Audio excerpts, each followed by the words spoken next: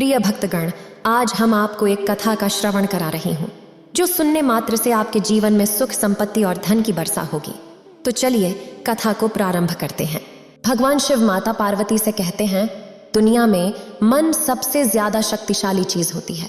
अगर किसी चीज को पाने के लिए मनुष्य पूरे मन से चाहे तो उसे हासिल कर सकता है। ये सदियों से चला आ रहा है, ये सत्य है।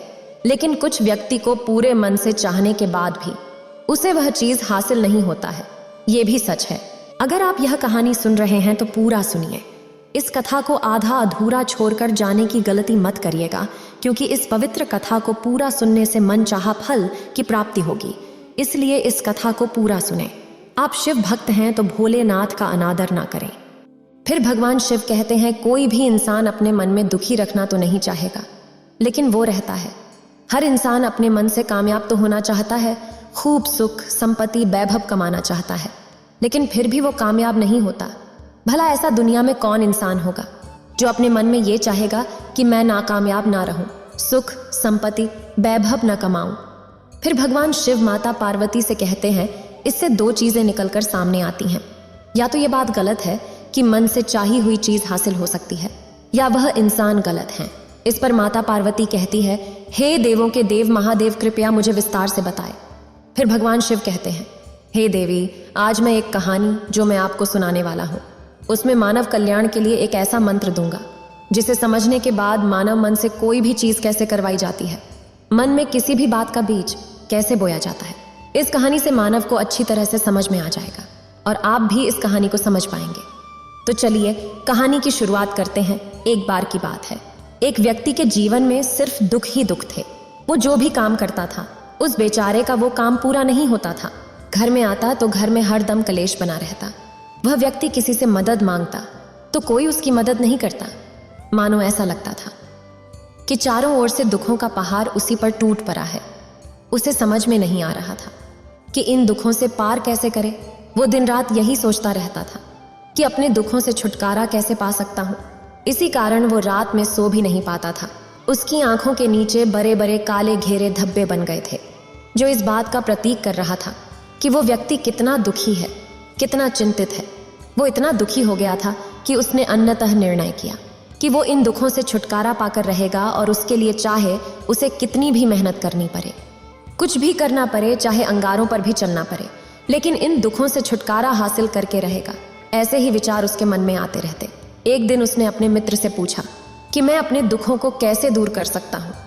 उसके मित्र ने बताया कि तुम किसी सन्यासी के पास जाओ। सन्यासी के पास ऐसे मंत्र होता है जिससे सारे दुख मिट जाते हैं, जीवन खुशियों से भर जाता है और धन संपदा की वृद्धि हो जाती है। तुम किसी ऐसे संत को ढूंढ लो जिससे तुम्हारा काम बन जाएगा। उस व्यक्ति के मन में ये बात पूरी तरह से बैठ गई थी। अब सन्यासी ही मेरा दुख दूर कर सकता है। मुझे किसी ऐसे सन्यासी का पता लगाना होगा। और वह वहां से चला आता है। फिर उसे एक सन्यासी के बारे में पता चलता है। जो वह सन्यासी एक ढोंगी संत था। तब वह व्यक्ति उस ढोंगी सन्यासी के पास पहुंच जाता है। उस सन्यासी को अपनी सारी समस्या बताता है और उन सन्यासी से उसका समाधान पूछता है और कहता है, बाबा, मैं इसके लिए कुछ भी करने के लिए तैयार हूँ, लेकिन मेरी इन समस्याओं से मुझे छुटकारा दिला दीजिए। आप जो कहेंगे मैं वो करूँगा, लेकिन मेरे जीवन को सुधार दीजिए। सन्यासी उसे कुछ टोटके बता देते थे और बदले में दान दक्षिणा उससे ठग लेते हैं। वो व्यक्ति घर लौटकर पूरी विधि के साथ टोटके करने लगता है, लेकिन ये टोटके बहुत प्रयास करने के बाद भी उसके जीवन में कुछ बदलाव नहीं आया, बल्कि इस टोटके के बदले उसका जीवन और ज्यादा दुखी हो गया। कोई भी उसे टोटका देता और उसके बदले में उससे दान दक्षिणा ठग लेता था, जिसकी वजह से उसका संपत्ति धीरे धीरे खत्म हो रहा था। इससे उसके जीवन में दुख और ज्यादा बढ़ गया था। तब उसे लगा कि इस ढोंगी बाबाओं के पास जाने से तो मेरे जीवन और कष्टदायक हो गया है और दिन प्रतिदिन बढ़ते ही जा रहा है, तो मुझे अब क्या करना चाहिए। ऐसा कुछ विचार अपने मन में सोच रहा था। फिर एक दिन एक आदमी ने उसे बताया कि तुम अपने घर में पंडित को बुलाकर हवन करवा लो। हवन होगा तो घर शुद्ध हो जाएगा, अगर कोई भी दोष होगा तो घर से बाहर चला जाएगा। फिर उसने एक पंडित को बुलाकर विधि विधान से हवन करवाने का उपाय पूछा। फिर उस व्यक्ति के मन में ये बात बैठ गई और उसने एक पंडित को अपने घर में बुलाकर हवन करवा दिया। हवन अच्छी तरह से संपन्न हुआ। बदले में पंडित ने भी अच्छी दान दक्षिणा ली और उसके बाद वो वहां से विदा हो गया। लेकिन कुछ दिनों के बाद उस व्यक्ति को फिर महसूस हुआ कि उसके जीवन में अभी भी कोई सुधार नहीं हुआ है। अब वह व्यक्ति पूरी तरह से दुखी हो गया और ज्यादा परेशान हो गया। अब तो उसे लगने लगा था कि मेरे जीवन में दुख कभी खत्म नहीं होगा, और यही सोच सोच कर उसका बुरा हाल हो गया था। फिर एक दिन उसे अपने मित्र से एक महर्षि के बारे में पता चला, जिनके पास हर समस्या का समाधान मिल सकता है। यही सोचकर वह व्यक्ति उस महर्षि के पास पहुंचता है। जब वहां पर पहुंचता है और देखता है कि महर्षि ध्यान में बैठे हुए हैं, यह देखकर वो आदमी वहीं पर चुपचाप बैठकर महर्षि के ध्यान से बाहर आने का प्रतीक्षा करने लगता है। थोड़ी देर बाद महर्षि ने अपनी आंखें खोली और अपने सामने बैठे उस दुखी और परेशान व्यक्ति को देखा। वो उसकी आंखों के नीचे काले घेरे धब्बे देखते ही समझ गए कि ये व्यक्ति अपने जीवन में बहुत परेशान है। उसे संबोधित करते हुए महर्षि ने पूछा, हमारे पास क्या लेने आए हो? उस व्यक्ति ने कहा, हे महात्मा, मैं अपने जीवन से बहुत परेशान हूँ। मैंने अपने दुखों को दूर करने के लिए बहुत सारे उपाय करके देखे, टोना टोटका भी किया, कई मंदिरों में गया, पूजा पाठ भी करवाया, हवन भी कराया, लेकिन ये दुख मेरा पीछा ही नहीं छोड़ रही हैं। इसीलिए आज मैं हार मान के आपके सामने अपने दुखों के समाधान के लिए आया हूँ। व्यक्ति की बात सुनकर महर्षि मुस्कुराए और कहा कि तुम्हें सभी दुखों से छुटकारा मिल जाएगा, लेकिन उसके लिए तुम्हें एक मुश्किल काम करना होगा। व्यक्ति ने कहा, हे महात्मा, आप जो बोलेंगे मैं करने को तैयार हूँ, चाहे मुझे उसके लिए अंगारों पे भी चलना पड़े, मैं करूँगा, बस आप आज्ञा दीजिए। इस पर महर्षि ने कहा, अंगारों पर चलना तो बहुत छोटा काम है, वो मैं तुमसे नहीं करवाने वाला हूँ। मैं जो तुमसे करवाने वाला हूँ वो बहुत कठिन काम है। आप जो काम कहेंगे वह काम करूँगा। एक मंत्र है, क्या तुम उसको पूरा कर पाओगे? फिर उस व्यक्ति ने कहा, जरूर कर पाऊंगा, बस आप बताएं कि मुझे क्या करना है। महर्षि ने उस व्यक्ति से कहा, तो ठीक है, अब जब तुम यहाँ से अपने घर वापस जाओगे तो अपने मन में ये मंत्र दोहराना कि मैं अपने जीवन में सुखी हूँ, मैं अपने जीवन में सुखी हूँ। बार बार तुम्हें यही दोहराते रहना है, और याद रखना कि अपनी जुबान से नहीं, सिर्फ मन में दोहराना है। व्यक्ति ने कहा, हे महात्मा, बस इतनी सी बात, मैं तो ये आसानी से कर लूँगा, लेकिन इससे होगा क्या? इस पर महर्षि ने कहा, तुमने जब इतने सारे उपाय करके देख लिए लेकिन फिर भी कोई समाधान नहीं मिला, तो एक बार इस मंत्र को जरूर करके देखो। व्यक्ति ने कहा, ठीक है, मैं जरूर इस मंत्र को करूँगा। और वह जैसे ही उठकर चलने लगा तो महर्षि ने उसको रोका और कहा, एक और बात का ध्यान रखना, जब तुम इस मंत्र का उच्चारण करो तब तुम्हें मन में बंदर के विचार नहीं आने चाहिए, तभी ये मंत्र कामयाब होगा। वो आदमी हैरान हो गया और कहा, आज तक मेरे मन में कभी बंदर के विचार नहीं आए हैं, तो अब क्यों आएंगे? आप फिक्र ना करें महात्मा, मेरे मन में बंदर के विचार नहीं आएंगे। ये कहकर वो व्यक्ति वहां से निकल गया। रास्ते में चलते चलते वो लगातार उस मंत्र को दोहराने लगा, लेकिन कुछ ही देर बाद अचानक उसके मन में बंदर के बारे में एक विचार आया और चला गया। वो सोचने लगा कि ये क्या हो गया, ऐसे कभी मेरे मन में बंदर का विचार नहीं आया, लेकिन आज कैसे ये विचार आ गया? और वो फिर से मंत्र को दोहराते हुए चलने लगा।